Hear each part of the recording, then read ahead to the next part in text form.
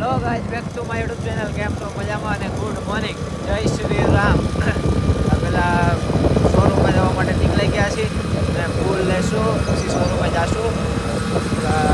ફૂલમાં તો જવા જ પડશે દાદાને ચડાવવા માટે. ફૂલ લઈ જઈશું. આપણે ફૂલ લેવા પહોંચી ગયા છીએ. ફૂલ ને એવું તો લઈ લીધું છે. શોરૂમમાં પહોંચી ગયા છીએ. દીવાબત્તી કરી દાદાને મનાવીએ, પછી થોડુંક કામ કરીને પછી તમને મળીશ. દીવાબત્તીને એવું કરી લીધું છે. હવે થોડોક સ્ટોક ગણી લઈ માલનો.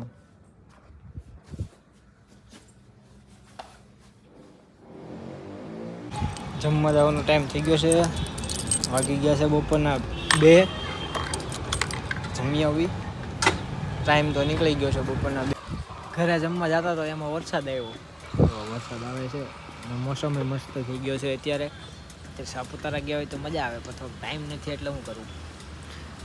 બપોરના વાગી ગયા છે 2 અને 2 વાગે ધીમો પડ્યો છે તો આપણે નીકળી હવે ધીરે ધીરે ઘરે પહોંચી જમી.